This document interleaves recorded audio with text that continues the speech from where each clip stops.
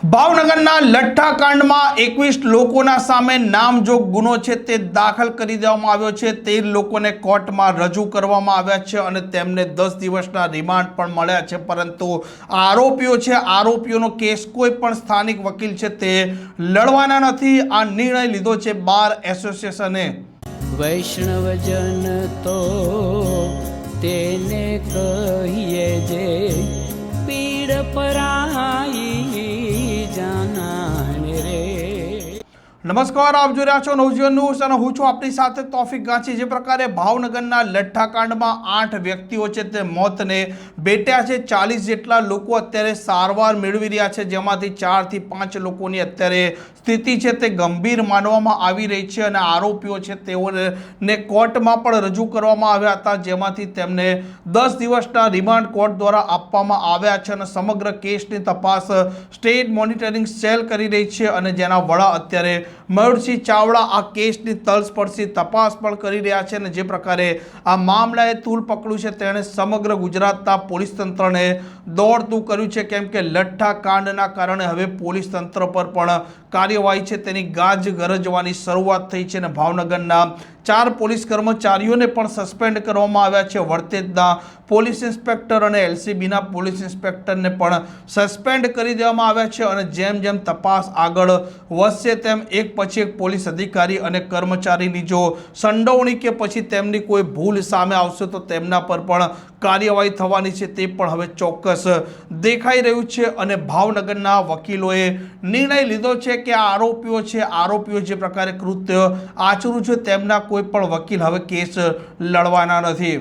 હું ભાવનગર બાર એસોસિએશનનો પૂર્વ પ્રમુખ 8 વર્ષથી છું, અત્યારે પૂર્વ પ્રમુખ છું, પણ આ જે અમારા બાર એસોસિએશનના હોદ્દેદારો ઠરાવ ટાઈપ કરી રહ્યા છે એ દરમિયાન મેં આ કોર્ટમાં વકીલ કોણ રહેવાનું છે એમ પૂછતા મેં કહ્યું કે ભાવનગર બાર એસોસિએશનનો એક પણ વકીલ આવી વકીલાત અત્યારે હાલ તપાસ ચાલુ છે એટલે નહીં કરે, કારણ કે તપાસના કામમાં વકીલો અવરોધરૂપ બનવા નથી માગતા। જે કાંઈ સત્ય તપાસ થાય કે સત્ય જે કાંઈ છે એ ચાર્જશીટ પછી જોશું, પણ અત્યારે આવા કાંડની અંદર જો અમે વકીલાત કરવા આવા પૈસા લેવા જઈએ, આવી ફી લેવા જઈએ તો અમને બાર એસોસિએશનના કોઈ વકીલને શોભે નહીં। એટલે મારા બાર એસોસિએશનના એક પણ વકીલે આંગળી ઊંચી કરીને નથી કીધું કે મારે વકીલ તરીકે રહેવું છે। અચ્છા, આવા કેસમાં હવે શું થતું હોય છે? આરોપીને કેવી રીતે વકીલની સેવા પ્રોવાઈડ કરવામાં આવે છે? વકીલ માટે જો અમે કોઈ વકીલ મંડળમાંથી ન રહીએ તો કાયદાની કલમ 304 નીચે જોગવાઈ છે અને લીગલમાંથી આપવા પડે। અત્યારે પણ લીગલ વકીલ આપ્યા છે અને આની છતાં પણ જ્યારે કેસ ચાલે ત્યારે વકીલ ન રહે એને કાયદામાં જોગવાઈ છે એ પ્રમાણે વકીલ સરકારી પ્રોવાઈડ કરવો પડે।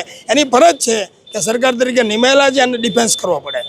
કેટલા બાર એસોસિએશન છે, કયા એસોસિએશન છે તે આ નિર્ણય લેવા જઈ રહ્યા છે? અમારે ભાવનગર આમાં અમે સિવિલ બારે કહીએ, Bhavnagar civil bar association, Bhavnagar criminal bar association, એ બંને રજિસ્ટર્ડ બાર છે અને એમએસીપી બાર એસોસિએશન, આ 3 બાર અમારે અત્યારમાં કાર્યરત છે। આ પૂર્વ પ્રમુખ છો, હાલની બોડી છે તેને વિશ્વાસમાં લેવામાં આવી છે? હાલની બોડીને મેં વિશ્વાસમાં લીધેલી છે અને મારી જવાબદારીથી બોલું છું। આમાં કોઈ મેરવિખેર નથી। અત્યારે કોર્ટે પણ પૂછ્યું, નામદાર કોર્ટે જજ સાહેબે પૂછ્યું કોણ વકીલ છે, વકીલો અમારા ઘણા હાજર હતા પણ એક પણ આંગળી ઊંચી કરીને નથી કીધું। ઇવન તો તોમદરને પૂછ્યું તમારા વકીલ છે તો બોલાવો, ત્યારે તોમદરે કીધું અમારે કોઈ વકીલ રહેવા માગતા નથી, કારણ કે તપાસ ચાલુ છે, આવા કામમાં અવરોધ અમે કરવા નથી માગતા। કથિત લઠ્ઠાકાંડ થયો છે, 7 થી વધુ લોકોના આમાં મૃત્યુ થયા છે, નિર્દોષ લોકોના ભોગ લેવાયા છે। કઈ રીતે આ સમગ્ર ઘટનાને તમે અત્યારે એક વકીલ તરીકે જોઈ રહ્યા છો જે લઠ્ઠાકાંડ થયો છે? અત્યારે આ લઠ્ઠાકાંડની અંદર જે મૃત્યુ પામ્યા છે એના આત્માને એના પરિવારને સહન કરવાની પ્રભુ શક્તિ આપે। જે કાંઈ બન્યું છે એ આ તપાસ ચાલુ છે, તપાસની અંદર વકીલ મંડળ તરફથી નક્કી કર્યું છે કે આમાં કોઈ રીતે તપાસમાં આપણે વકીલાતના મૂકી અને કોઈ ચાર્જ ફી લેવા માટેના પ્રયત્ન કરવા નહીં, કારણ કે આ માનવતાનો પ્રશ્ન છે। તપાસમાં રૂકાવટ નહીં કરવી એ અમારી વકીલાતનો પ્રશ્ન છે। એટલે અમે કોઈ પણ વકીલે, નામદાર જજ સાહેબે પૂછ્યું કે કોઈ વકીલ રહેવા તૈયાર છે, ત્યારે આરોપીએ કીધું કે અમારે કોઈ વકીલ રહેવા તૈયાર નથી। એટલે હું પૂર્વ પ્રમુખ તરીકે, ધર્મેન્દ્ર ડાભી તરીકે મેં કીધું કે સાહેબ આ કામમાં, રિમાન્ડના કામમાં કોઈ વકીલાત કરશે નહીં, આવી અમે ફી લેવા નથી માગતા। એટલે જે કાંઈ તપાસ થાય પછી જે વકીલને જે નિર્દોષ છે એને છોડાવવા માટેના વકીલો પ્રયત્ન કરે તો અમારે કોઈ વાંધો ન હોઈ શકે। બધા દોષિત છે એવું નહીં, ઘણા નિર્દોષ હોય પણ આફ્ટર ફાઇલિંગ ચાર્જશીટ। માત્ર જ્યારે અત્યારે રિમાન્ડ અરજી પૂરતું જ અત્યારે આપણે કેસ નહીં લડીએ? માત્ર અત્યારે રિમાન્ડ અરજી પૂરતું, કારણ કે તપાસમાં અમે અવરોધ કરીએ તો વકીલ મંડળને શોભે નહીં। એટલે વકીલ મંડળને એટલા માટે કે એક ન્યાય જે કાંઈ પરિવારની ભૂલ હોય કે કોઈ પણની ભૂલ હોય, પણ એ અત્યારે મેં એક અમારા માનવતા ખાતર આ બાબતમાં અમે અત્યારે ફી લેવાના હેતુથી કોઈ વકીલાત કરવા નથી માગતા.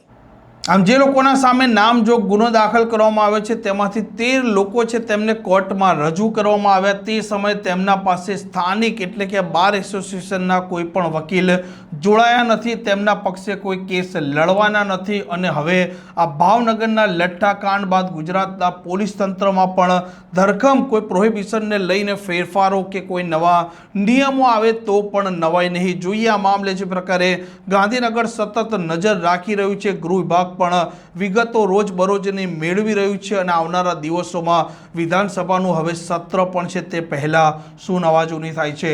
આ પ્રકારના સમાચાર માટે, પ્રકારની ક્રાઇમ સ્ટોરી માટે નવજીવન ન્યૂઝ ચેનલ સાથે જોડાયેલા રહો. નમસ્કાર.